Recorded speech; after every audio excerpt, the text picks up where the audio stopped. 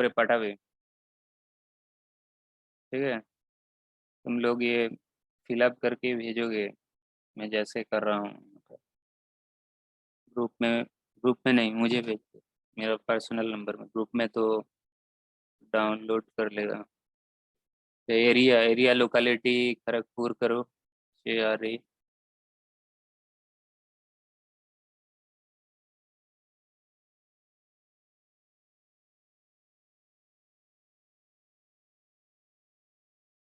Town city district Kharagpur करो।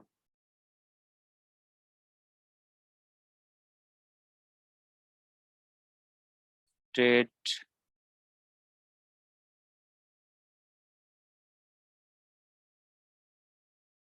State code 32। Email address 1, email address 2, एक तो देना ही पड़ेगा।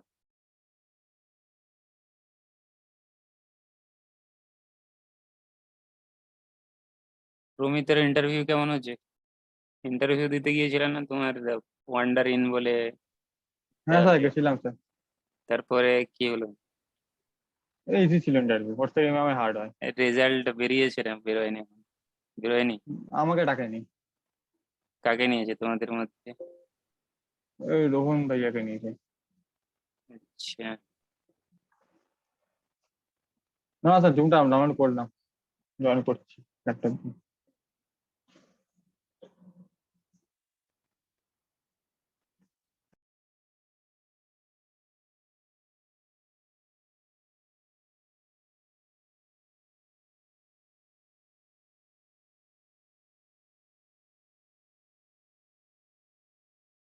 আচ্ছা ইমেল অ্যাড্রেস 2 না দিলেও চলবে, ঠিক আছে, যেটা রেড আছে সেটা দিতে হবে। মোবাইল নাম্বার 1 2 করে দেওয়া রয়েছে।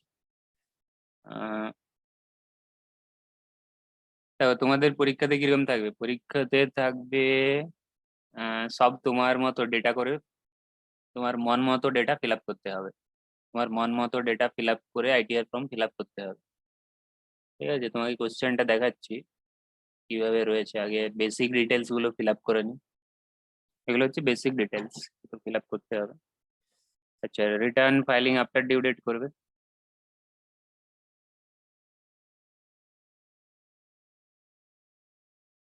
এটা কোন অ্যাসেসমেন্ট ইয়ারের রিটার্ন বলো তো? এটা তোমার ওল্ড রিটার্ন, ওল্ড। এটা হচ্ছে তোমার 2021 অ্যাসেসমেন্ট ইয়ারের, 2021 অ্যাসেসমেন্ট ইয়ারের।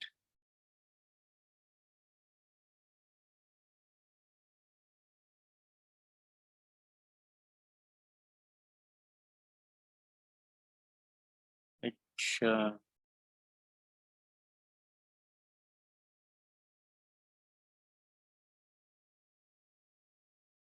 रेसिडेंशियल फोन मोबाइल नंबर 2 देने की ज़रूरत नहीं है, क्योंकि रेड नहीं है, जहाँ पर रेड है वहाँ देना पड़ेगा।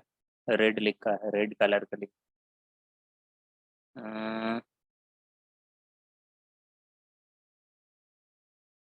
अच्छा, उसके बाद और इधर देखो, ग्रीन फील्ड जो है, ग्रीन फील्ड में तुम लिख सकते हो, और कहीं भी नहीं लिख सकते, और कहीं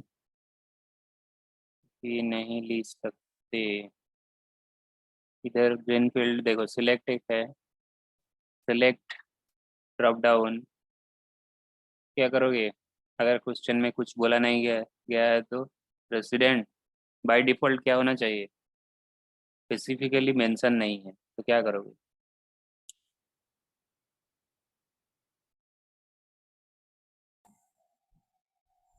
रेसिडेंट ही करोगे।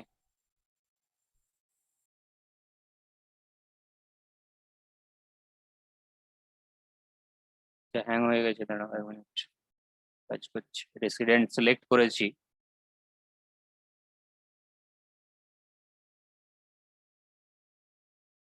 আচ্ছা প্রণব আদাগ, আপনি কিভাবে দেখছেন? আপনি কিসে দেখছেন? স্যার মোবাইলে। মোবাইলে লেখা তো ছোট ছোট দেখতে পাচ্ছেন ঠিকঠাক? খুব ছোট লেখা, ওগুলো জুম করে দেখছি। এই জন্য তো কম্পিউটারে বললাম দেখার জন্য। এটা এই যে ফর্ম রয়েছে এতে তো পুরো দেখাতে হবে না, পার্টলি তো দেখানো যাবে না। এই যে হুম। ফর্মটা রয়েছে এটা তো স্যার পুরো। স্যার এটা রেকর্ডিং হচ্ছে তো? হ্যাঁ রেকর্ডিং হচ্ছে। আমি সেই রেকর্ডিংটা আমি এজ কম্পিউটারে দেখে নেবো। আমি দেখছি জুম করে। স্যার স্যার, বলো। আপনি জুম করে রেখেছেন? কোথায়? আমি জুম করে রাখিনি তো আমি। আচ্ছা আচ্ছা, বুঝতে পারছি।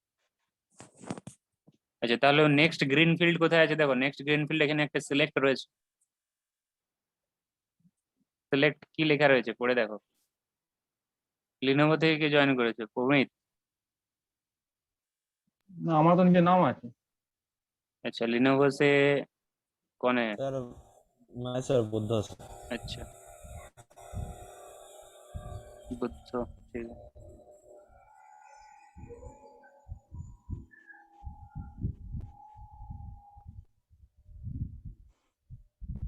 अच्छा यहाँ पे क्या लिखा है देखो, यहाँ पे लिखा है कि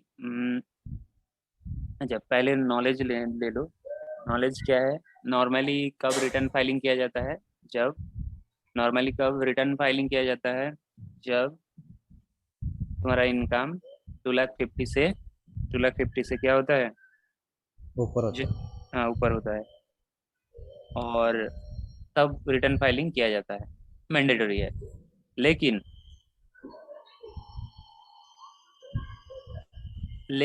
सेक्शन 39 139 सबसेक्शन 1, सेक्शन 139 सबसेक्शन 1, इसका 7th प्रोवाइजो में बोला गया है, इस सेक्शन का 7th प्रोवाइजो में बोला गया है कि अगर तुम्हारा करंट अकाउंट में डिपॉजिट 1 करोड़ से ज़्यादा है और फॉरेन ट्रैवल में 2 लाख से ज़्यादा खर्चा करते हो,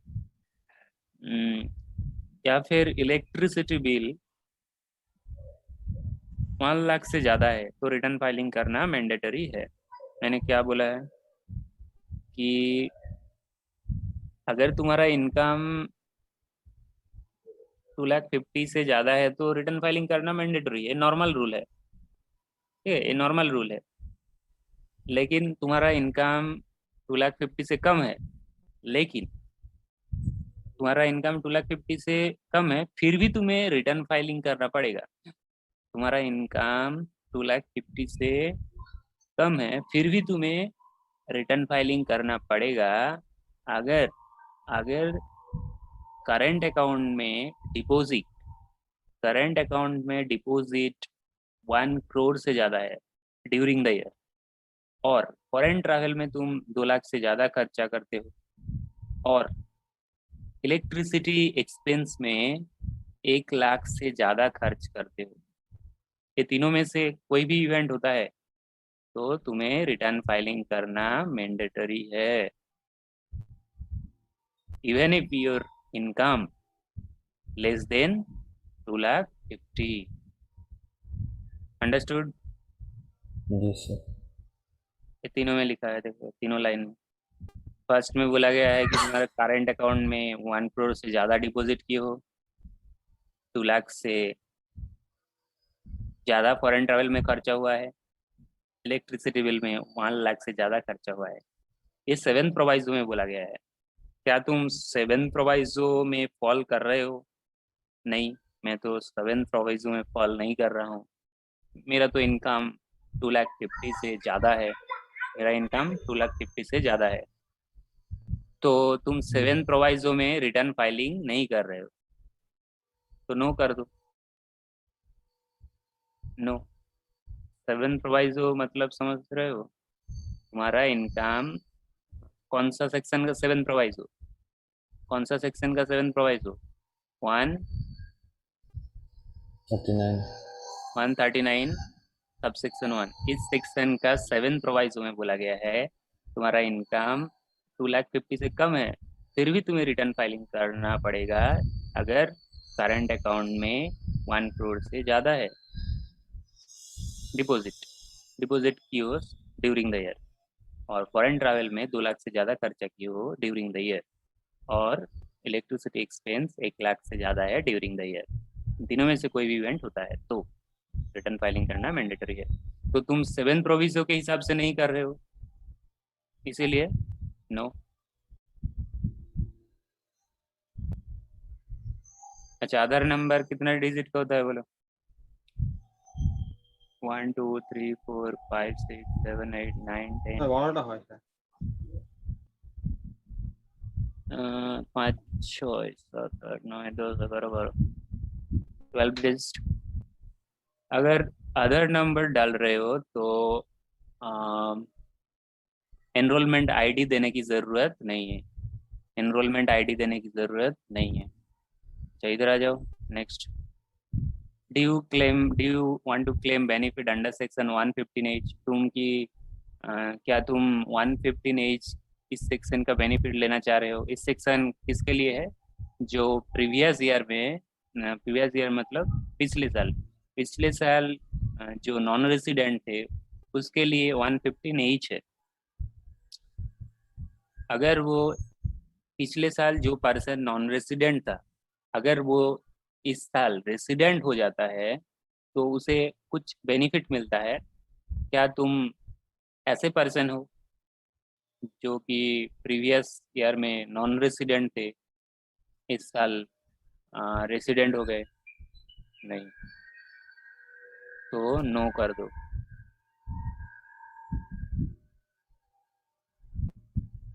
जैसे ही देखो, जैसे ही मैंने नो किया, ये पूरा ब्लैक हो गया, ठीक है। अच्छा, यहाँ पे बोला गया है कि क्या तुम फाइल कर रहे हो रिप्रेजेंटेटिव कैपेसिटी में? क्या तुम फाइल कर रहे हो रिप्रेजेंटेटिव कैपेसिटी में? No, you are not filing under representative capacity, in representative capacity. क्या तुम्हारा कंपनी में, किसी कंपनी में, क्या तुम किसी कंपनी में डायरेक्टर हो? अगर डायरेक्टर हो तो देना पड़ेगा name of company, type of company, company का पैन नंबर, सारा देना पड़ेगा। क्या किसी फॉर्म में तुम पार्टनर हो? अगर हो तो देना पड़ेगा कौन सी फर्म में हो, उसका पैन नंबर क्या है। अगर एक से ज़्यादा फर्म में हो तो सब फर्म का नाम देना पड़ेगा, पैन नंबर देना पड़ेगा, ठीक है। उसके बाद यहाँ पे लिखा है कि क्या इक्विटी शेयर होल्ड करते हो? किसी अनलिस्टेड कंपनी का इक्विटी शेयर होल्ड करते हो क्या? क्या अनलिस्टेड कंपनी का शेयर होल्ड करते हो ड्यूरिंग द प्रीवियस ईयर? पूरा साल में कभी, कभी भी, एट एनी टाइम कभी भी, पूरा साल में कभी तुम अनलिस्टेड कंपनी का शेयर होल्ड किए थे? अगर किए थे तो कहना यहाँ पर देना पड़ेगा name of company, type of company, सारा देना पड़ेगा डिटेल। अंडरस्टूड? लिनोवो बुद्धदेव, तुम्हारा हाँ साउंड आ रहा है, थोड़ा म्यूट कर दो, जब बात करोगे तब ऑन कर दोगे।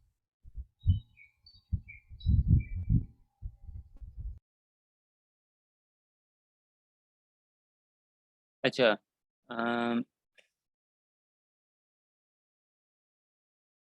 whether SSC is located in international service center? क्या SSC इंटरनेशनल सर्विस सेंटर में लोकेटेड है? SSC मतलब you are the SSC, you are the tax payer. क्या तुम्हारा बिजनेस, अगर कंपनी होगा तो कंपनी, अच्छा कंपनी, यहाँ पे तुम्हारा ITR 3 है, ये ITR 3 तो कंपनी के लिए नहीं है, ITR 6 है कंपनी के लिए। तो यहाँ पे इंडिविजुअल जो बिजनेस एस्टेब्लिश किए है, क्या वो business international financial service centre में है? No. International financial service centre बोल के एक जगह है जहाँ पर अगर उस जगह पर तुम बिजनेस सेटअप करते हो तो बेनिफिट मिलता है, ठीक है, कुछ बेनिफिट मिलता है, एग्जाम्शन मिलता है।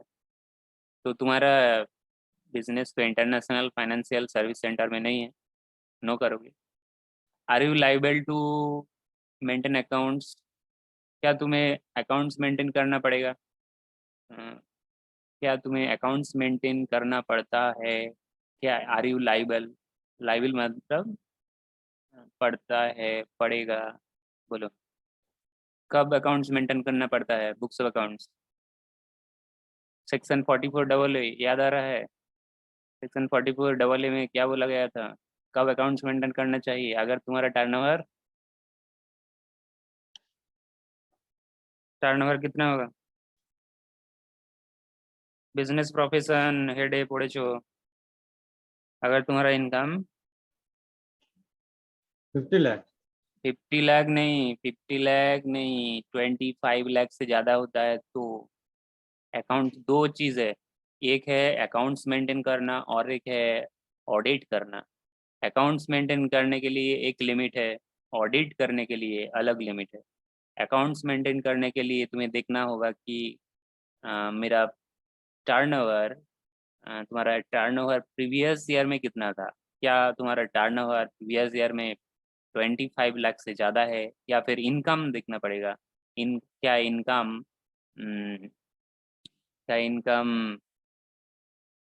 1,20,000 से ज़्यादा है, तो तभी return books of account maintain करना पड़ेगा। वहाँ पे बुक्स ऑफ अकाउंट्स मतलब क्या था? बुक्स ऑफ अकाउंट्स मतलब क्या था बोलो? Books of account journal, ledger, cash book, वही है बुक्स ऑफ अकाउंट। क्या तुम लाइबल हो? तो तुम्हें चेक करना पड़ेगा किसके हिसाब से?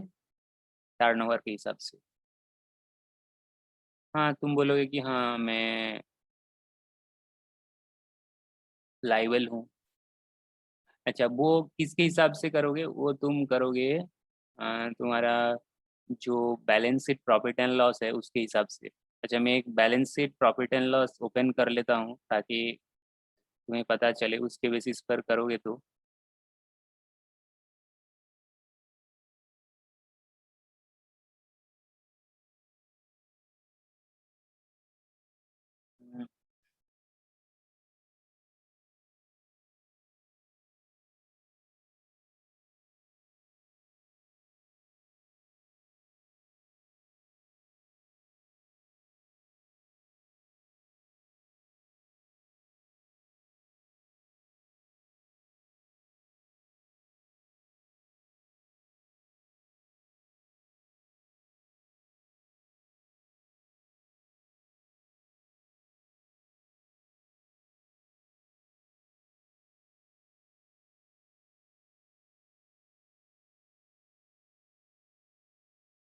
यहाँ पे देखो, तोपन खारा बोल के एक पार्टी है। तोपन खारा बोल के एक पार्टी है। इसका टर्नओवर देख के बोलो कितना है turnover.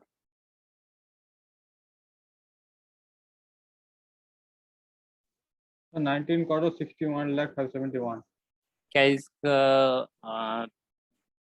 Books of accounts maintain करने की ज़रूरत है? ये जो डेटा है, ये डेटा प्रीवियस ईयर का है, 18 का है। ये डेटा मैं अगर कर दूँ, ये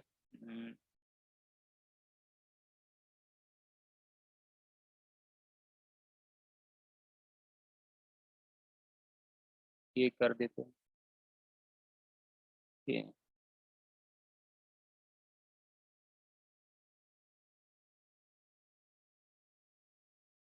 इसका टर्नओवर है 19,61,000। तो ये करंट ईयर मतलब जो ईयर कंप्लीट हो गया है उस ईयर का टर्नओवर है। तो अकाउंट्स मेंटेन करना पड़ेगा कि नहीं पड़ेगा, वो चेक करने के लिए तुम्हें देखना होगा प्रीवियस ईयर में कितना टर्नओवर था। प्रीवियस ईयर में टर्नओवर देखना पड़ेगा, इनकम देखना पड़ेगा। मतलब इसका टर्नओवर अगर प्रीवियस ईयर में मतलब 1920 में अगर टर्नओवर 20 लाख से ज़्यादा है, या फिर इनकम 1,20,000 से ज़्यादा है, तो return books of accounts maintain करना ज़रूरी है। तो तुम यहाँ पे क्या करोगे? यस करोगे एज पर सेक्शन 44 अच्छा, उसके बाद where SSC during the declaring है। अच्छा, यहाँ पे प्रिजम्पटिव इनकम नो करोगे। प्रिजम्पटिव इनकम मतलब वो जो 8% 6% था ना, बुक्स ऑफ अकाउंट्स मेंटेन करने की ज़रूरत नहीं है। अगर तुम डिक्लेयर कर देते हो 6%, 8%। अगर तुम तुम्हारा ट्रांजेक्शन पूरा पूरा कैश में है तो 8% डिक्लेयर करना पड़ेगा। अगर तुम्हारा ट्रांजेक्शन बैंक के थ्रू हो रहा है तो 6% डिक्लेयर करना पड़ेगा।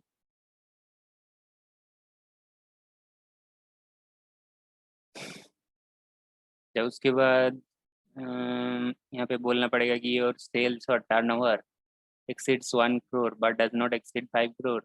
एक क्या करोगे इन और गिवन केस के हिसाब से बोलो। क्या तुम्हारा टर्नओवर 1 करोड़ से ज़्यादा है, 5 करोड़ से कम है, 1 करोड़ से ज़्यादा है क्या? गिवन केस के हिसाब से बोलो।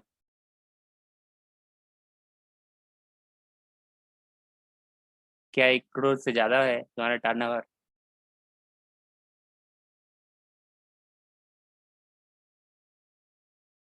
नहीं है ना। टर्नओवर कितना है? 19 लाख है। 19 लाख टर्नओवर है तो तुम नो करो। बहुत सारा चेक ड्रॉप डाउन है, वो सिलेक्ट करना पड़ेगा। अच्छा, are you liable to audit 194(2)? एटा ये बोल रहा है कि क्या तुम्हारा ऑडिट 194(2) में होता है, मतलब इंटरनेशनल ट्रांजेक्शन वाला ऑडिट 194 94(2) में 92 ई में यहाँ पे जो है 92 ई में इंटरनेशनल ट्रांजेक्शन का ऑडिट होता है। क्या तुम्हारा ऑडिट इंटरनेशनल ट्रांजेक्शन के लिए हो रहा है? इंटरनेशनल जो ट्रांजेक्शन होता है उसके लिए सेपरेट ऑडिट होता है। क्या तुम्हारा इंटरनेशनल ट्रांजेक्शन का ऑडिट होता है? मतलब इंटरनेशनल ट्रांजेक्शन है क्या? नो करो। अच्छा, उसके बाद और कुछ करने की ज़रूरत नहीं है, सारा डेटा फर्स्ट पेज में फिल हो गया है। ठीक है, नेचर ऑफ बिजनेस में जाओ। तुम्हारा बिजनेस क्या है वो सिलेक्ट करो। यहाँ पे बिजनेस क्या है देखो तो। इन और गिवन केस बिजनेस क्या है? तो अपन खरा बिजनेस क्या करते हैं?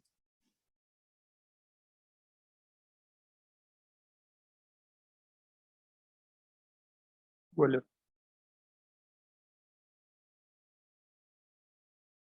कहीं पर लिखा है क्या बिजनेस करते हैं? रामानंद इंजीनियरिंग लिखा है ना। रामानंद इंजीनियरिंग लिखा है तो ये क्या बिजनेस करते हैं? इंजीनियरिंग सर्विस प्रोवाइड करते हैं।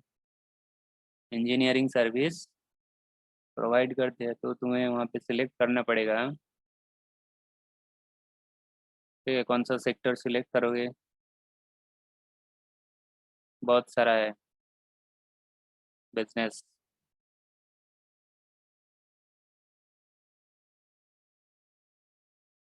बुद्धदेव ये रिटर्न तुम पहली बार देख रहे हो? हाँ sir, first time. First time ये रिटर्न ओपन करके घर में बहुत ये डिटेल तुम चेक करो। रिटर्न ओपन करके तुम चेक करो कि कौन सा ऑप्शन में क्या डेटा चाह रहा है। ठीक है, चाह रहा है कौन सा डेटा किस में चाह रहा है। अच्छा, सर्विस। सर ये कहाँ पर मिलेगा? तुम इनकम टैक्स पोर्टल में जाओगे। अच्छा। ठीक है, वहाँ से डाउनलोड करोगे तो मिल जाएगा। ठीक है सर।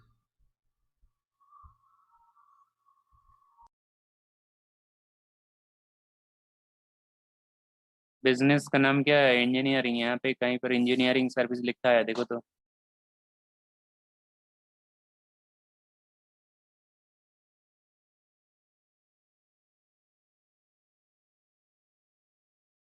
सब मैन्युफैक्चरिंग है। सर्विस উপরে बोल। থাকবে স্যার। না না দেখছি।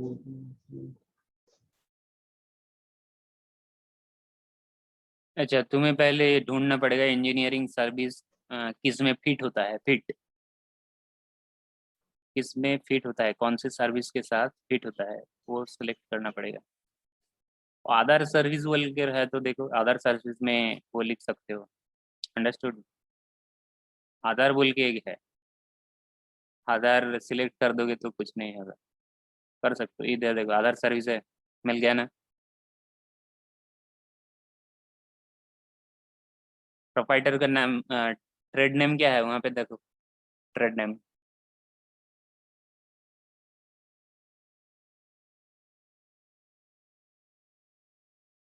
ट्रेड नेम क्या है, trade name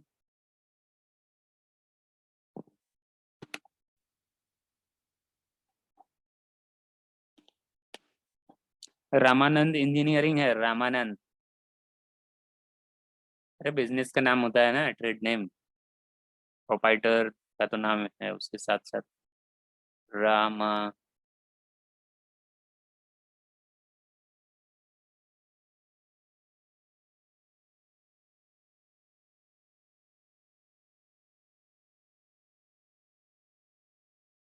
Ramanand engineering. Nature of business feel हो गया है। उसके बाद पार्ट बी में जाओ। पार्ट बी देख रहे हो, पार्ट बी नहीं, पार्ट ए। पार्ट ए देख रहे हो, देख रहे हैं।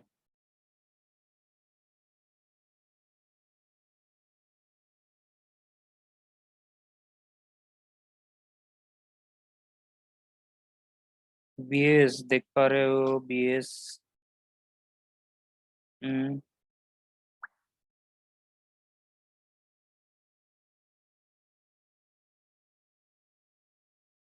আচ্ছা দাঁড়াও, ওদের একটা লিংক শেয়ার করে দিই, এরা বলছে জয়েন হতে পারছি না, জয়েন হতে পারছি না।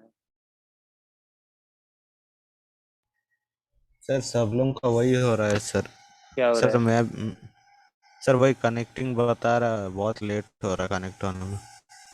है? लिंक दाঁড়াও 1 मिनट में लिंक एक शेयर कर देता हूँ।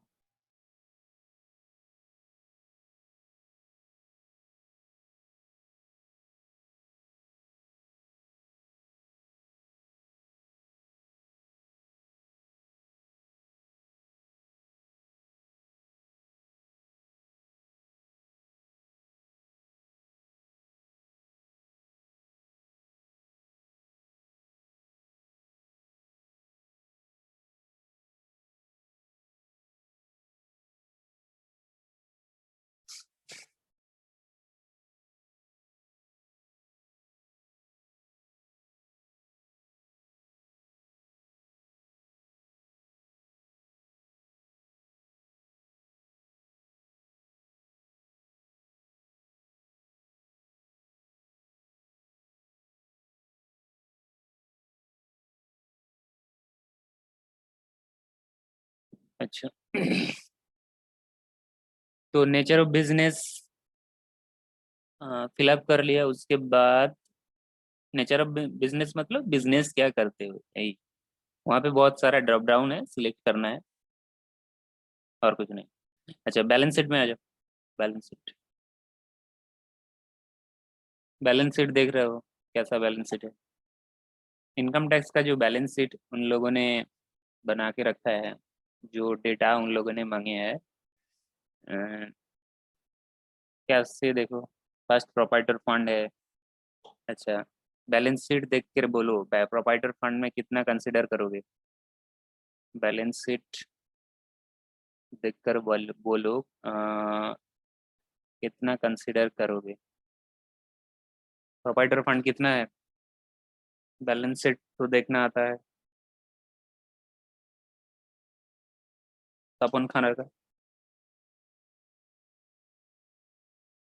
प्रोपाइटर फंड कितना है बोलो, फिलअप करना होगा।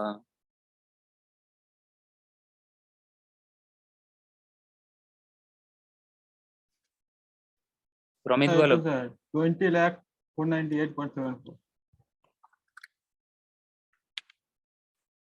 20,499 করে দাও, 8.74। আচ্ছা এটা 90 করে দাও আর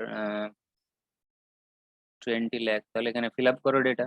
20,499 बस। अच्छा ये उसके बाद है reserve and surplus. Reserve and surplus में यहाँ पे अलग से रिजर्व एंड सरप्लस दिखाया गया है क्या? अ, अलग से तो नहीं दिखाया गया है, ये इसी के साथ जोड़ दिया गया है, तो छोड़ो, और अलग से दिखाने की ज़रूरत नहीं है। पहले तुम्हें क्या करना पड़ेगा इनकम टैक्स रिटर्न फाइलिंग के लिए? पहले इनकम टैक्स रिटर्न फाइलिंग के लिए बैलेंस शीट बनाना पड़ेगा। अगर तुम ITR 3 में कर रहे हो, अगर ITR 3 में कर रहे हो तो अ, तो balance sheet profit and loss तुम्हारे पास रहना चाहिए। अच्छा, तुम्हारा बुक में एक ITR 3 है, देख, बुक में ITR 3 है, मतलब balance sheet profit and loss दिया हुआ है, डायरेक्ट टैक्स।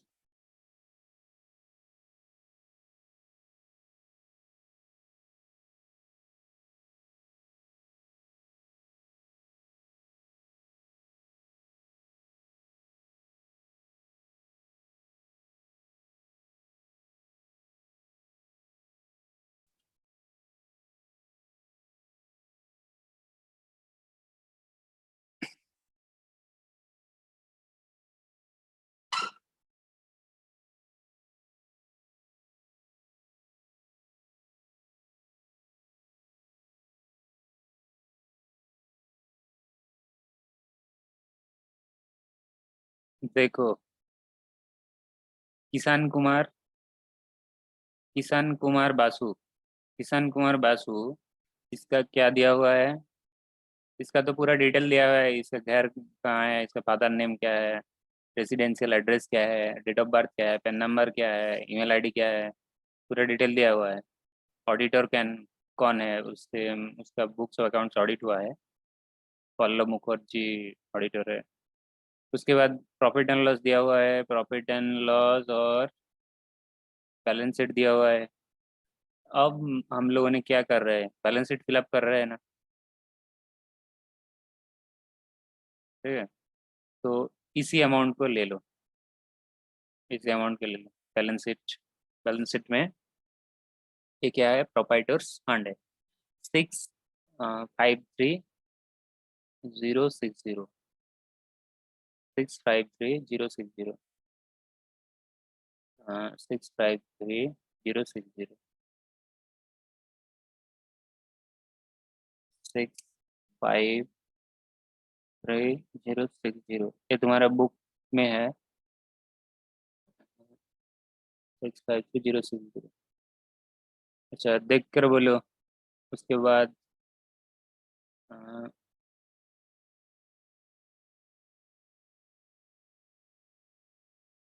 लोन, लोन कुछ है बैलेंस शीट में? लोन कुछ है, देखो तो, लोन कुछ है क्या? लोन है, कहीं पे लोन दिख रहा है?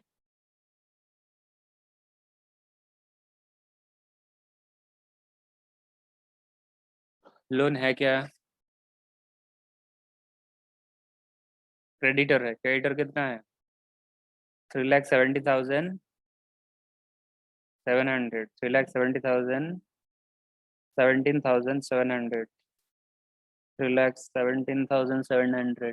बैलेंस शीट में देखो किधर क्रेडिटर है, क्रेडिटर किधर है? किधर?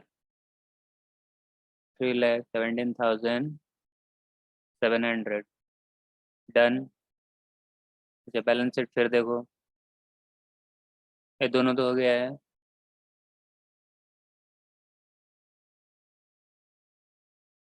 पहले तुम जो बैलेंस शीट बना के रखे हो उसका प्रोपाइटर्स फंड और सिंडिकेटर्स लाइबिलिटी साइड में है, वो दोनों फिलअप कर लिया। उसके बाद एसेट साइड में आ जाओ। एसेट साइड में बहुत सारा एसेट है, फिक्स्ड एसेट। पहले तुम क्या करोगे, डेप्रिसिएशन छोड़कर कैलकुलेट कर लो, ठीक है?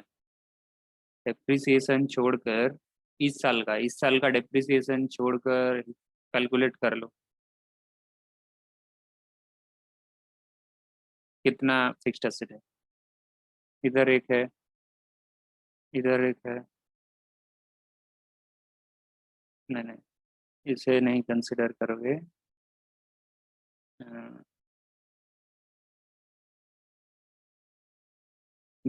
तुम्हारा टोटल एसेट कितना है इस साल का डेप्रिसिएशन छोड़कर? मतलब बिफोर डेप्रिसिएशन क्या है, आफ्टर डेप्रिसिएशन को तो तुम डेप्रिसिएशन माइनस करने के बाद ही मिल जाएगा। तो बिफोर डेप्रिसिएशन क्या है? बिफोर डेप्रिसिएशन इधर एक है बिफोर डेप्रिसिएशन, और इधर एक है बिफोर डेप्रिसिएशन, और इधर एक है बिफोर डेप्रिसिएशन। ये तो डेप्रिसिएशन है। बिफोर डेप्रिसिएशन, बिफोर डेप्रिसिएशन कितना है? इतना है। अच्छा देखो, तीनों फिक्स्ड एसेट है, there is three fixed asset, there are three fixed asset. you have to take you have to take the value of asset before depreciation. depreciation लेने से पहले एसेट का वैल्यू क्या है? अच्छा, इसे तुम ऐसे ना करके ग्रॉस ले लो। ग्रॉस 3 लाख है, इधर है 3 लाख, इधर है 30, और इधर है 80। टोटल कितना हुआ? डेप्रिसिएशन चार्ज करने से पहले एक्चुअल फिक्स्ड एसेट जो ग्रॉस है, ग्रॉस कितना है तीनों मिला के?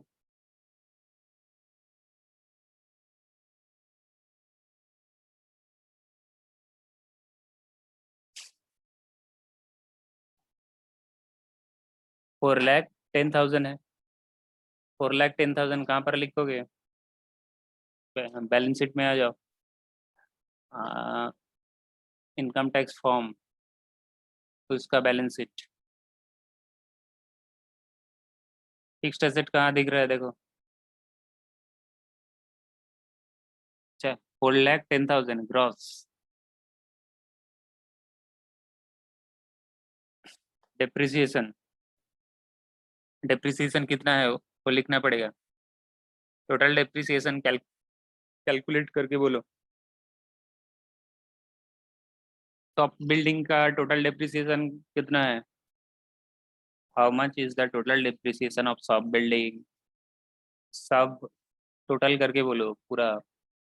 फर्नीचर का टोटल डेप्रिसिएशन, कंप्यूटर का टोटल डेप्रिसिएशन, वहाँ पे फिलअप करना पड़ेगा ना।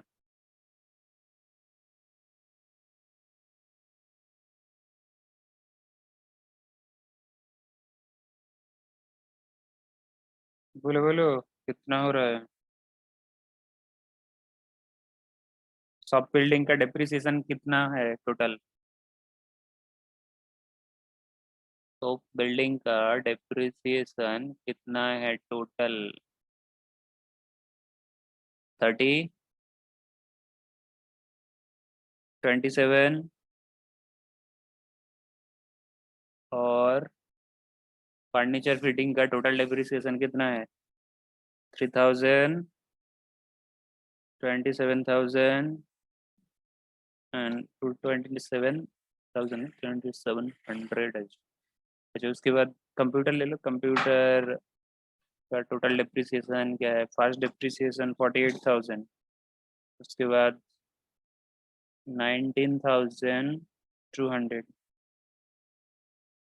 पूरा टोटल डेप्रिसिएशन ले लो सब फिक्स्ड एसेट का। 1,29,900 सर।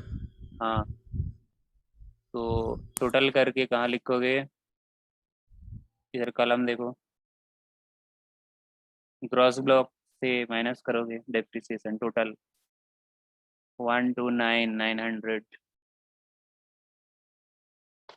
डेटा फिल कर दिया, नेट ब्लॉक। तो तुम्हारा बैलेंस शीट का कौन सा पार्ट हो गया है? फिक्स्ड एसेट का पार्ट कंप्लीट फिल हो गया है। अच्छा, उसके बाद डेटर्स है। फिक्स्ड एसेट पूरा कंप्लीट हो गया है। पहले क्या किया? ग्रॉस एसेट का जो वैल्यू है वो पहले पुट कर दिया, उसके बाद टोटल डिप्रिसिएशन कैलकुलेट करके सभी एसेट का टोटल करके टोटल डिप्रिसिएशन पुट कर दिया, तो नेट नेट जो ब्लॉक है, नेट जो अमाउंट है वो मिल गया। तो इतना तक हो गया है, कितना तक हो गया है, इतना तक। उसके बाद संडे डेटर्स फिल करना है। संडे डेटर्स यहाँ पे देखो तो 3,75,925। यहाँ पर इनकम टैक्स रिटर्न में संडे डेटर्स कहाँ लिखना है, इनकम टैक्स रिटर्न में कहाँ लिखना है, बैलेंस शीट है, देख रहे हो कहीं पर?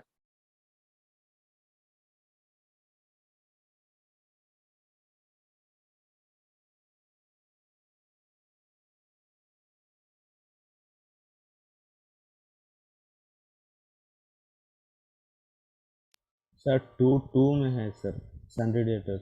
2 में है। नहीं नहीं सर, इसके नीचे वाला, हाँ इसमें है सन्डे 2 डेटर। हाँ 2 में, तो 2 में संडे डेटर्स लिखो।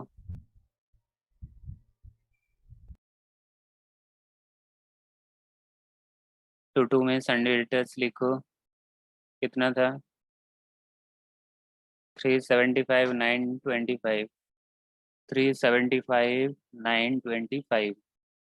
তাহলে কি বলেছি যে business profession income, in case of business profession income you have to fill up balance sheet data and profit and loss data. So you are filling up balance sheet data. We are filling up balance sheet data. Balance sheet कितना तक हो गया है? Debtors तक। Debtors के बाद क्या है? स्टॉक इन हैंड कितना है? 208,898। 208,998। 208,998। स्टॉक किधर है? स्टॉक 208,898। ठीक है।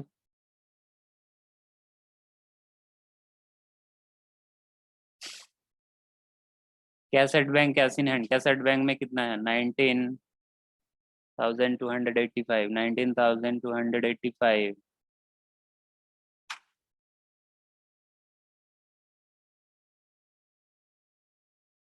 19,285। अच्छा, कैश इन हैंड में कितना है देख लो, 86,552। 86,552। तो बैलेंस शीट डेटा फिलअप हो गया है। जो इनकम टैक्स में जो बैलेंस शीट तुम देख रहे हो, इन लोगों ने थोड़ा सा अलग करके सजा के रखे है बैलेंस शीट का जो डेटा। इन लोगों ने कैसे अरेंजमेंट किया है? इन लोगों ने पहले सोर्स ऑफ फंड दिखाए हैं, उसके बाद एप्लीकेशन ऑफ फंड दिखाए हैं, उसके बाद वर्किंग कैपिटल दिखाए हैं। कैसे दिखाया है इन लोगों ने? सोर्स ऑफ फंड दिखाया है। सोर्स ऑफ फंड में क्या क्या कंसिडर होता है? शेयर कैपिटल, लोन, ठीक है, ये सब कंसिडर होता है सोर्स ऑफ फंड में। तो बैलेंस शीट का जो डेटा सोर्स ऑफ फंड में आता है वो पहले इधर फिलअप कर दो।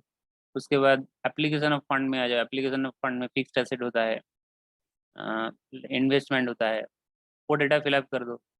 फिलअप करने के बाद करंट एसेट में आ जाओ। करंट एसेट लायबिलिटी में करंट एसेट लायबिलिटी फिलअप कर दो। ठीक है, तुम्हारा बैलेंस शीट का पूरा डेटा फिलअप हो जाएगा। अब तुम्हें देखना पड़ेगा कि तुम्हारा जो सोर्स ऑफ फंड है, एप्लीकेशन ऑफ फंड है, क्या वो मैच हो रहा है। देखो एप्लीकेशन ऑफ फंड कितना है, एप्लीकेशन ऑफ फंड कितना है, देखो आंसर दो, आंसर दो।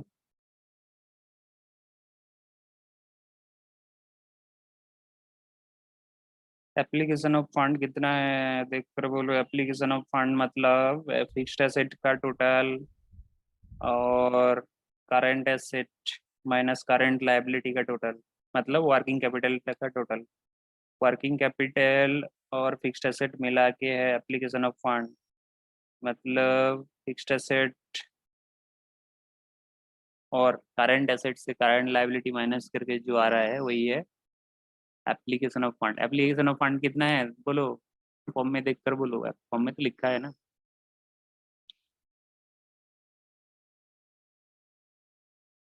ये बैलेंस शीट है, इनकम टैक्स फॉर्म में जो बैलेंस शीट दिया हुआ है वही बैलेंस शीट है। 6,53,060। প্রমিত দেখতে পেয়েছো কি পাওনি? হ্যাঁ স্যার পেয়েছি। Application of fund, source of fund same আছে কি দেখতে হবে, চেক করতে হবে source of fund application of fund match हो रहा है कि नहीं मैच हो रहा है। एप्लीकेशन ऑफ फंड कितना है, सोर्स ऑफ फंड इतना है, देखो सेम है। सोर्स ऑफ फंड जितना है 6,53,060 ये सोर्स ऑफ फंड है। एप्लीकेशन ऑफ फंड भी होना उतना होना चाहिए, एप्लीकेशन ऑफ फंड भी उतना होना चाहिए, क्योंकि source of fund application of fund match होगा। इधर देखो एप्लीकेशन ऑफ फंड, तो बैलेंस शीट का पूरा डेटा तुम्हें फिलअप करना होगा। फिलअप करने के बाद तुम देखोगे कि तुम्हारा source of fund application of fund same हो रहा है कि नहीं हो रहा है। और ये फॉर्म में तुम जैसे ही फिल करोगे वो ऑटोमेटिक सम टोटल हो जाएगा, मतलब टोटल एप्लीकेशन ऑफ फंड दिखा देगा, टोटल सोर्स ऑफ फंड वो ऑटोमेटिक दिखा देगा, तुम्हें कुछ करने की ज़रूरत नहीं है। तुम्हें सिर्फ चेक करना होगा कि application of fund source of fund equal हो रहा है कि नहीं, इक्वल होना चाहिए। अच्छा, उसके बाद मैन्युफैक्चरिंग अकाउंट तो नहीं होगा क्योंकि ट्रेडिंग बिजनेस में मैन्युफैक्चरिंग अकाउंट होता नहीं है। उसके बाद ट्रेडिंग अकाउंट में आ जाओ, ट्रेडिंग अकाउंट तो होगा ही। ट्रेडिंग अकाउंट में सेल कहाँ पर है, देखो सेल कहाँ पर है, दिख रहा है कि नहीं, कत नंबर पॉइंट আছে बोलो, पॉइंट बुक करके बोलो पॉइंट। ওই তো sir A1। A1 cell of goods.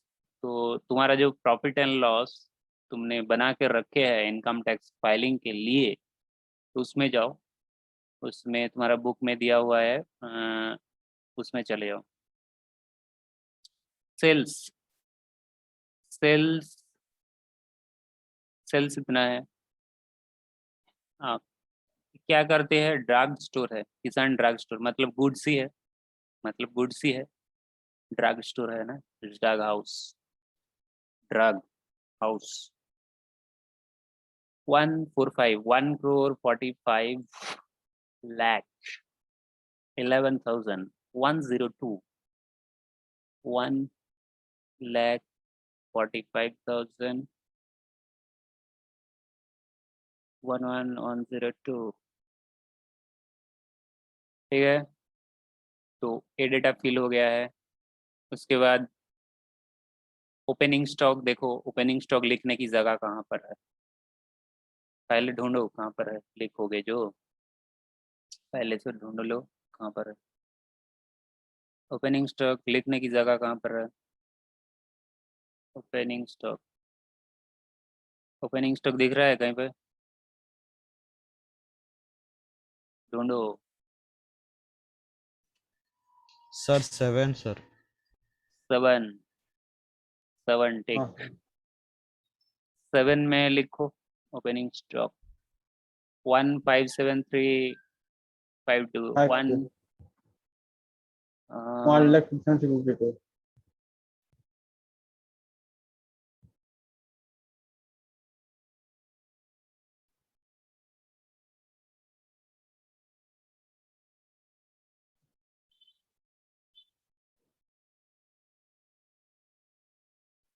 Sir হিসাব কি ছিল স্যার?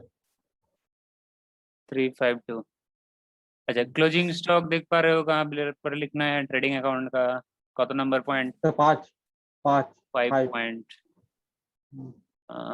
तो फिर जाओ, कितना है देख लो, 208,898। 2,08,898।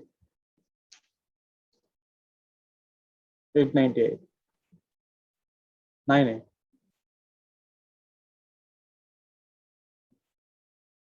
अच्छा तुम्हारा जितना तक हो गया है मार्क कर दो, ये हो गया है, ये हो गया है। उसके बाद परचेज, परचेज कहाँ लिखोगे? देखो परचेज लिखने की जगह कहाँ पर है? तो 25 तो एखाने আছে 8 এই पॉइंट नंबर 8, पॉइंट नंबर 8 में लिखो परचेज। अच्छा कॉपी होता है तो कॉपी कर लो ना। अच्छा कॉपी नहीं हो पाएगा क्योंकि ये इमेज से है। 1,83,1200 is 38000 38,000, 1 lakh 13,81,000 1,38,000,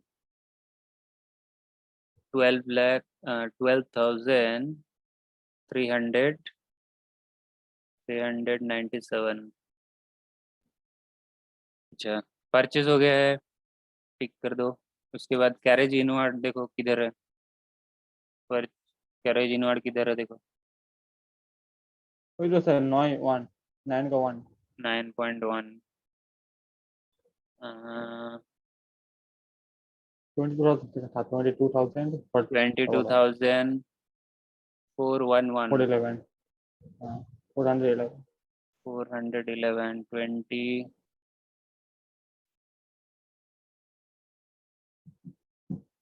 411। বলছি আমাদের ক্লাস আছে আর একটা তোমার সাথে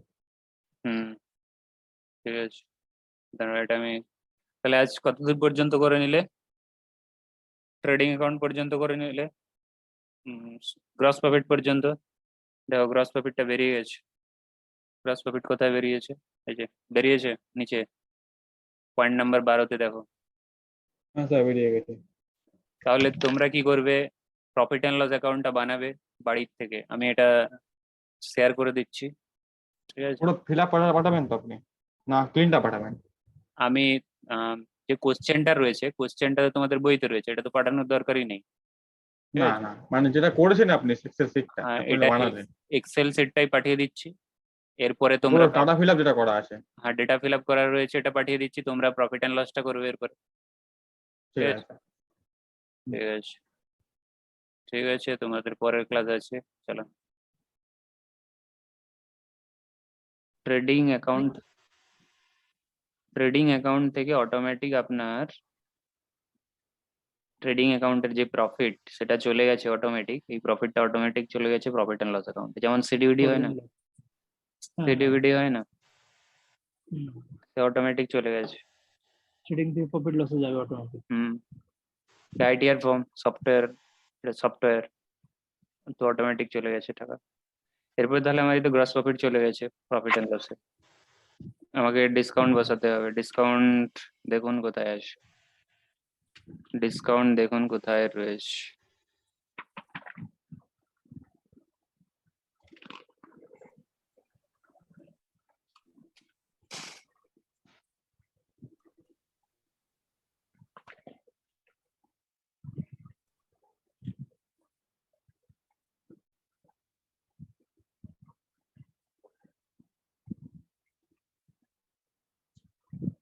ডিসকাউন্ট রয়েছে কোথাও আদার ইনকামের মধ্যে? আদার ইনকামের মধ্যে তো ডিসকাউন্ট নেই,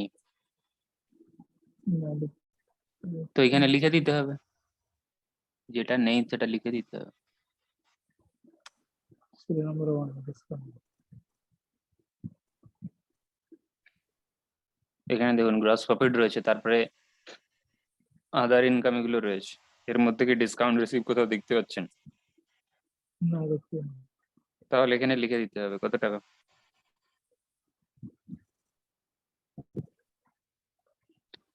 এখানে আপনাকে লিখতে হবে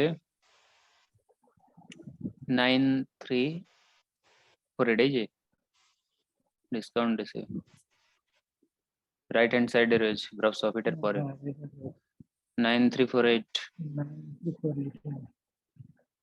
ডিসকাউন্ট রিসিভ বসিয়ে দিলেন।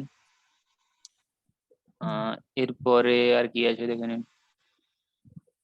প্রফিট এন্ড লসে দেখানো হচ্ছে, ট্রেডিং তো আগের দিন ফেলা হয়ে গেছে। স্যালারি ওয়েজেস, স্যালারি ওয়েজেস দেখুন 16 থেকে পেয়ে যাবেন, 16 থেকে এক্সপেন্স দেওয়া আছে, 16 থেকে দেখুন এক্সপেন্স, তার আগে ইনকাম ছিল প্রফিট অ্যান্ড লসের। কোথাও দেখতে পাচ্ছেন স্যালারি ওয়েজেস? স্যালারি ওয়েজেস তো দেখতে পাচ্ছি না। হ্যাঁ স্যালারি ওয়েজেস আছে স্যার 22 95,600, 95,600 বোনাস 7583, 7583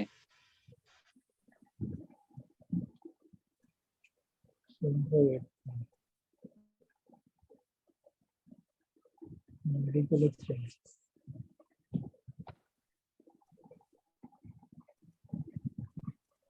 আর বোনাস তো বসে গেল। প্রিন্টিং স্টেশনারি, প্রিন্টিং স্টেশনারি কোথাও আছে দেখুন তো?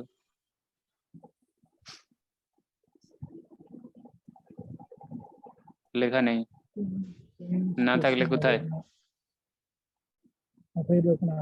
টাইপ করে দিতে হবে।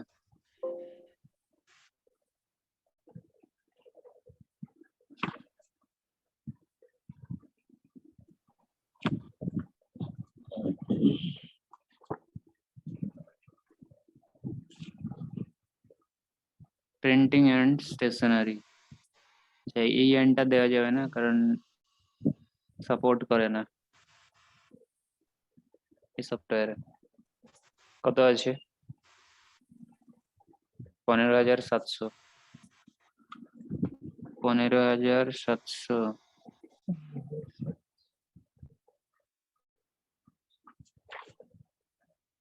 Repairs and maintenance 48,760, 48,760।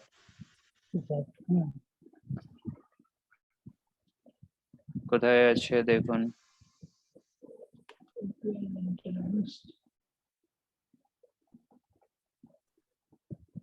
Repairs maintenance 48,760।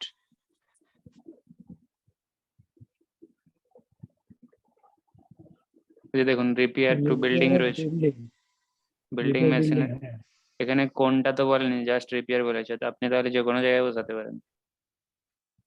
আর যার বিজনেস সে তো জানে, যার বিজনেস সে তো জানে যে কিসের রিপেয়ার, সে সেটাতে বসাবে। আপনাকে এখানে ক্লিয়ারলি বলার নেই, আপনি যে কোনো জায়গায় বসাতে পারেন। বিল্ডিং কেন, অনেক টাকাই রয়েছে, 48,760, 48,760 অনেক টাকাই রয়েছে না। এরপরে দেখুন কি রয়েছে, ইলেকট্রিসিটি। ইলেকট্রিসিটি কি এখানে অল্টারনেটিভলি আপনি পাওয়ার ফুয়েল পেয়ে যাবেন, পাওয়ার ফুয়েল, পাওয়ার ফুয়েলে পেয়ে যাবেন 21,922।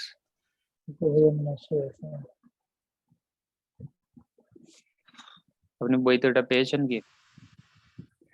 স্যার বইয়ের একটা পেজ কত নম্বর পেজে আছে? আমি এটা আমার এখানে দেখতে একটু সমস্যা হচ্ছে। আমার এখানে 85 রয়েছে, ঠিক আছে। আপনার আশেপাশে থাকবে দেখুন, কিষান ড্রাগ হাউসের profit and loss, Kishan drug হাউসের প্রফিট এন্ড লস আপনার বইয়ের আশেপাশে থাকবে। হতে পারে বেশি পেজে থাকতে পারে, 90 পেজে থাকতে পারে, 190 হতে পারে, 182-83-তে থাকতে পারে।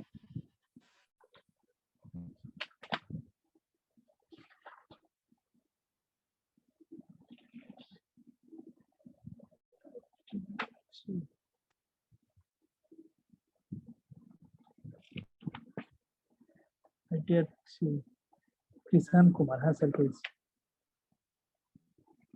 184 আছে। ঠিক আছে স্যার। ডিসকাউন্ট এলাও দেখুন কত আছে, ডিসকাউন্ট এলাও 12,687। 12,687 কত কোথায় রয়েছে, কোথায় discount allow?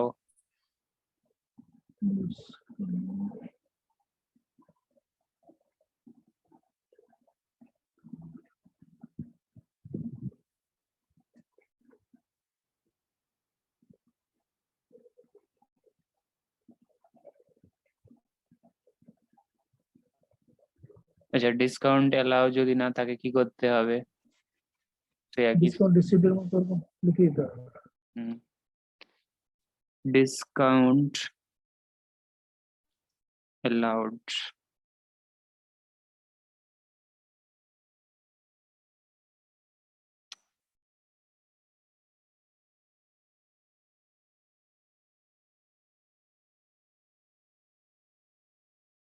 ₹12,687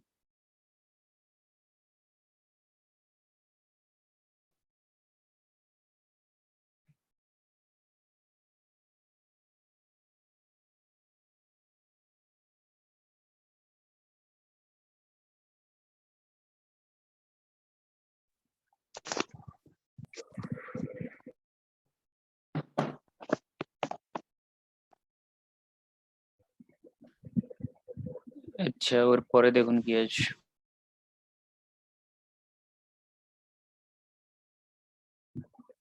advertisement expense advertisement expense তো থাকার কথা অ্যাডভার্টাইজমেন্ট এক্সপেন্স 29 পয়েন্ট আছে কত আছে 26,961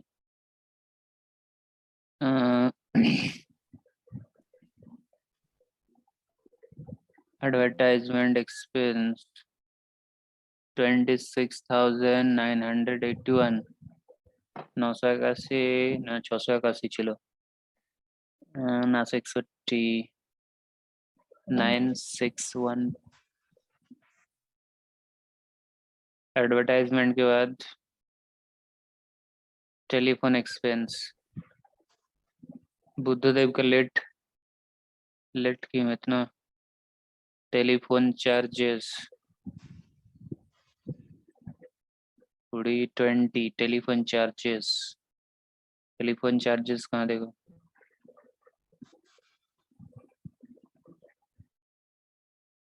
टेलीफोन चार्जेस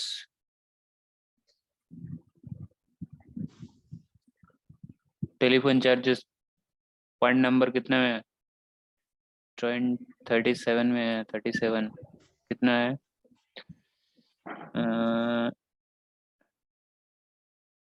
20,072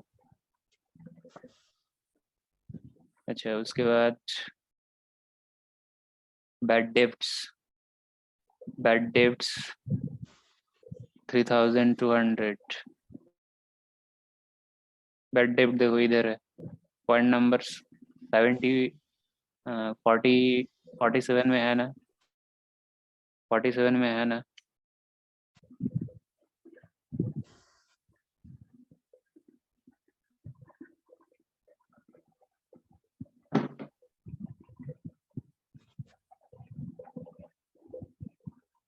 फोर्टी सेवन में बैड डेब्ट देखो ये जो है यहाँ पे जो बैड डेब्ट 1 लाख से ज्यादा है वहाँ पे दिखाना वो बैड डेब्ट दिखाना पड़ेगा सपोज एक पर्सन से तुम्हें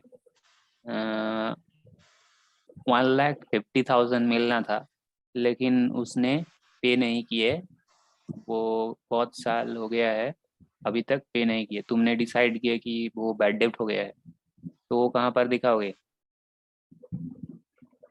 ये जो 47 आई है ना इसके अंदर दिखाओगे पैन नंबर डालोगे आधार नंबर डालोगे और जो छोटा मोटा बैड डेब्ट है उसके लिए कहाँ दिखाओगे आदर्स है ना लेस देन 1 लाख वाला यहाँ पे बैड डेब्ट कितना है 3,200 1 लाख से कम है ना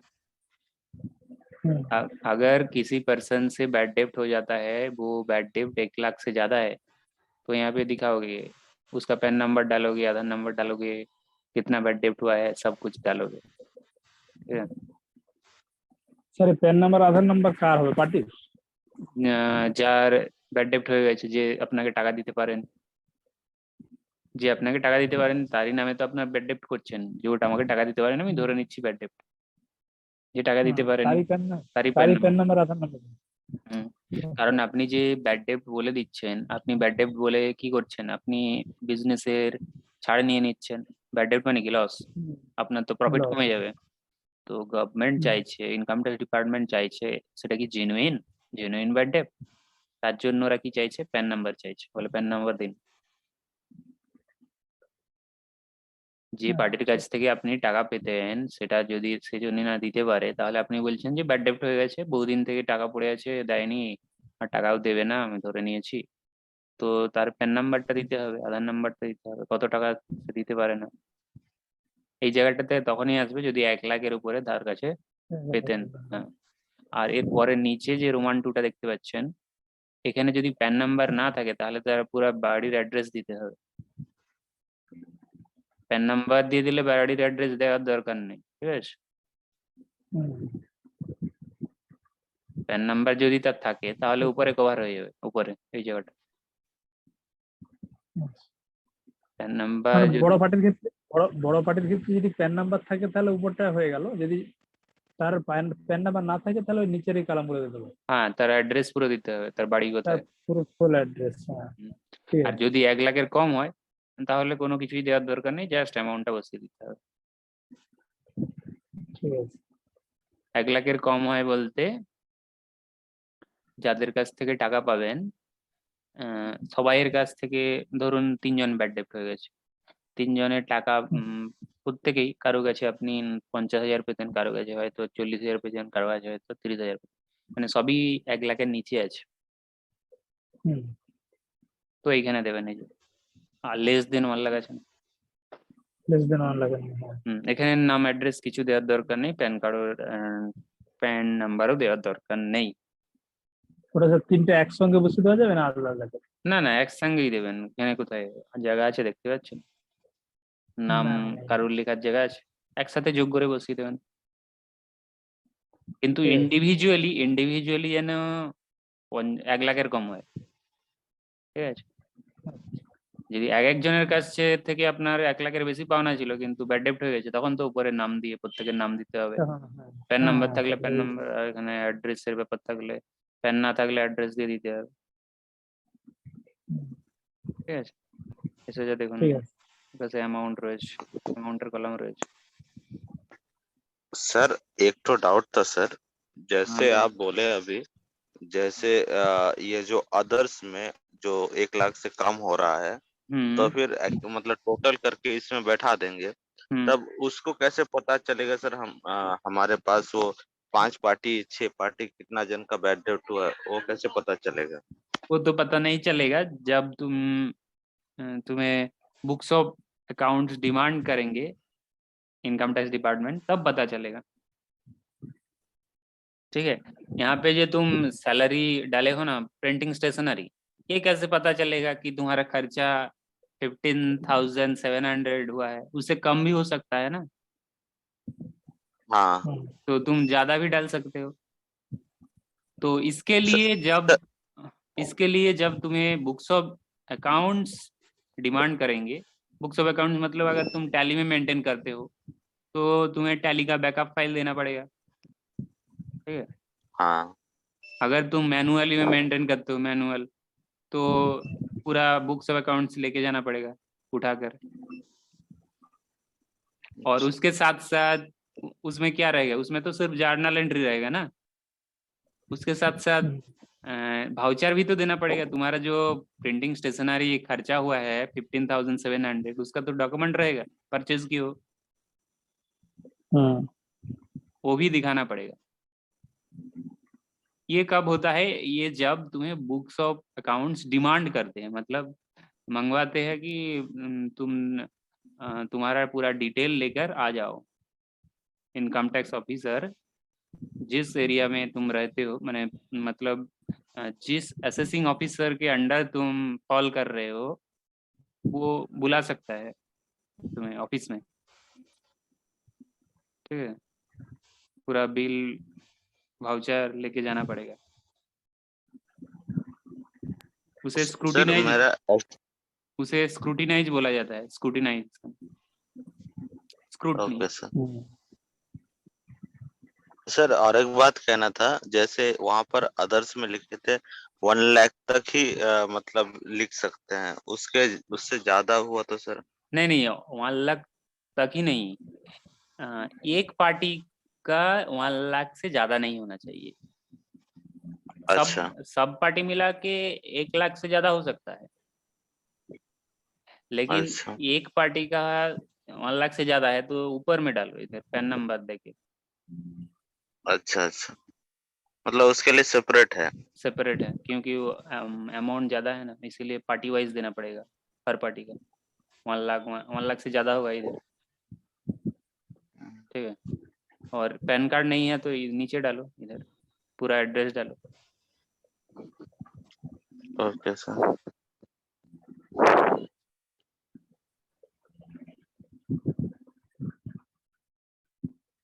अच्छा, बैड डेब्ट तो हो गया है, ऑडिट फीस देखो, ऑडिट फीस किधर है?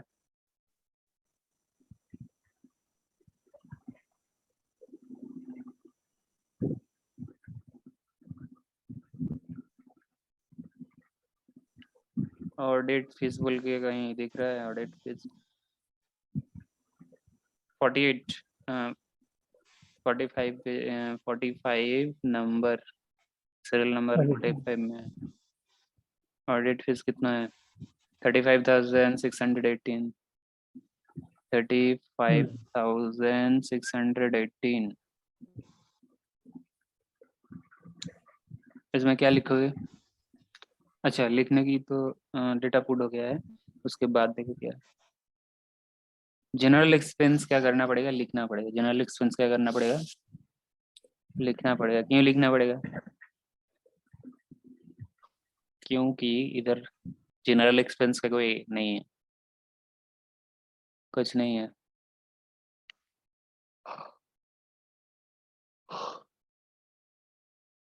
क्या क्या कहीं की कहीं पर है जनरल एक्सपेंस, लिखो जनरल। ये सॉफ्टवेयर तुमने ओपन किए है कंप्यूटर में? প্রণব বাবু করেছেন তো? হ্যালো, তো আপনি এটা খুলেছেন? অন্যদিন খুলেছেন কি? আজকে নয়, অন্যদিন আমি তো শেয়ার করে দিয়েছিলাম মনে হয় সব, ITR 3 না স্যার খোলা হয়নি। 7930 খুলবেন না তো আপনি জানবেন কি করে? 793 আচ্ছা, পেয়েছি। 7932, उसके बाद licence and taxes. Licence and taxes कहीं पर है? देखो तो, इधर देखो, रेट्स एंड टैक्सेस बोल के है। স্যার এক্সেন্টার ঠিক আছে। Rates and taxes payable to government है, लोकल बॉडी है। अच्छा, जो लाइसेंस पे किया जाता है, लाइसेंस या फिर यहाँ पे क्या है, लाइसेंस एंड टैक्सेस, ये कौन सा है बोले तो? ये लोकल टैक्सेस है, मतलब म्यूनिसिपैलिटी टैक्सेस। म्यूनिसिपैलिटी या लाइक एरिया में रहते हो तो म्यूनिसिपल टैक्सेस, ग्राम पंचायत में रहते हो तो पंचायत का जो टैक्स देना पड़ेगा वही। ट्रेड लाइसेंस, ट्रेड लाइसेंस लेना पड़ता है ना म्यूनिसिपैलिटी से, तो कितना है? और म्यूनिसिपैलिटी या फिर ग्राम पंचायत क्या है? लोकल बॉडी है ना, लोकल লোকাল বডি, बॉडी। হ্যাঁ। हाँ, तो कहाँ पर लिखोगे? यहीं पर लिखोगे, ऑप्शन 40, सीरियल नंबर 44 में कहाँ पर आएगा? यूनियन एक्सरसाइज ड्यूटी में किया गया, कहीं पर आ गया? कहाँ पर देखो, एनी अदर में आएगा, एनी अदर में आएगा ना। इधर तो CGST SGST, इधर देखो लोकल बॉडी है, गवर्नमेंट है, और एनी अदर में आएगा। ये तो ये क्या है? ये CGST SGST है?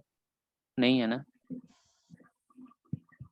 तो एनी अदर में 5010 लिखो।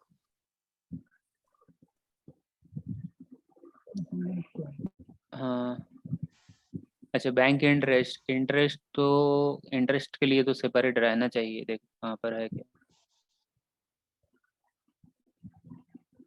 पॉइंट नंबर देखो सिर्फ, पॉइंट पॉइंट बैंक इंटरेस्ट है क्या कहीं पे? कहाँ है? 51 51 51 में आउटसाइड इंडिया पे की हो क्या? आउटसाइड इंडिया तो नहीं है यहाँ पे, अदर्स। यहाँ पे तो कुछ भी नहीं बोला गया है, तो मानना पड़ेगा कि विद इन इंडिया तुम इंटरेस्ट पे की हो 11,000। ठीक है। अच्छा, बैंक चार्ज छोटा मोटा चार्ज, उसके लिए सेपरेट नहीं रहता है, तो क्या करना पड़ेगा?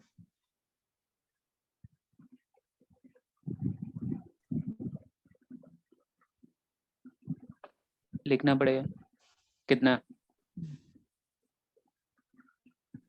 Bank charge 317। 317।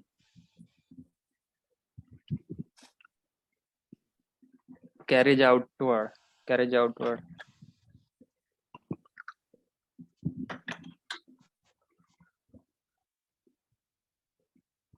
कैरेज आउटर कहाँ है देखो, कैरेज आउटवर्ड कहाँ है देखो।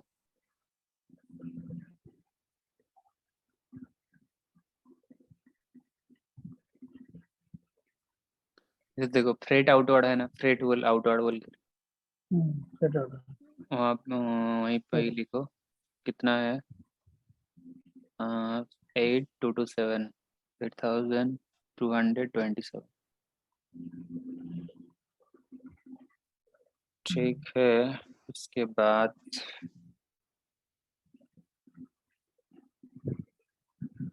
पूरा पूरा पूरा हो गया है ना? अच्छा, इतना तक तो हो गया है, इतना तक तो हो गया है। तो प्रॉफिट एंड लॉस का पूरा पूरा डेटा फिलअप हो गया है। प्रॉफिट एंड लॉस, तो प्रॉफिट यहाँ पर कितना है? 4,05,000 है, लेकिन यहाँ पे कितना आ रहा है देखो। ऑटोमेटिक कहाँ मिल जाएगा तुम्हें? नीचे जाओ, नीचे जाओ, balance, balance carried to balance sheet, balance carried to balance sheet in proprietor account. Profit कहाँ किसके साथ जोड़ा जाता है? प्रोपाइटर का जो बैलेंस होता है, कैपिटल अकाउंट होता है, उसके साथ, उसी के साथ जोड़ा जाता है। कितना है? 4,16,590। तो मैच हो रहा है क्या? ম্যাচ তো নেই ওরা, বেশি হয়ে যাচ্ছে। তাহলে আপনার এটাকে দেখতে হবে। এটা একজন বলেছিল যে এটা ক্যালকুলেশন ভুল রয়েছে, মানে এই প্রফিটটা অ্যাকচুয়ালি এটা হবে না, ওদের ভুল প্রিন্টিং রয়েছে। ঠিক আছে, এটা হবে না, এখানে ভুল প্রিন্টিং রয়েছে।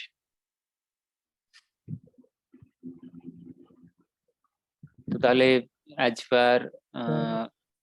পার form the profit is 6 lakh, 4,16,000, 4,60,000, 16,599। ঠিক আছে। আচ্ছা, তাহলে কি করলাম? এগুলোর সঙ্গে মিলে যায় তো কার সাথে মিলে যায়? স্যার? হুম ওই যে রিটার্ন, যেটা ওটা রিটার্ন ফাইলিং করার সময় হুম। অ্যাকচুয়ালি আমাদের এই প্রফিট লসের যে ব্যালেন্স থাকবে, এই ব্যালেন্সের সঙ্গে মিলে যাবে, এটাই ভুল আছে। হ্যাঁ, মিলে যাবে, মিলে যাবে, অটোমেটিক মিলে যাবে। এইখানে অ্যাকচুয়ালি এটা আপনি এটা করে দেখতে পারেন, এখনই দরকার হয় ক্যালকুলেটারে করে দেখুন 4,16,000 হচ্ছে কি। মিলে যাবে, না মিললে তাহলে কোনো বসানোতে ভুল হয়েছে। 4,16,099 हो रहा है कि देखो। ठीक है।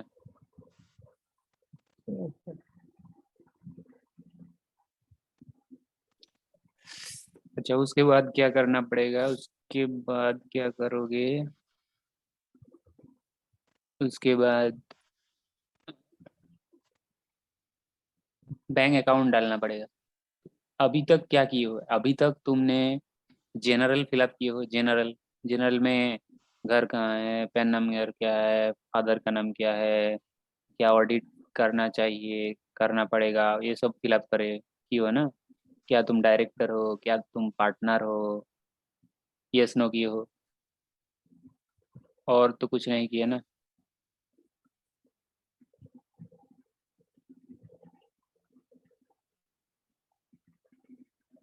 अच्छा, यहाँ पे ऑडिट करना चाहिए कि नहीं चाहिए? टर्नओवर कितना है देखो,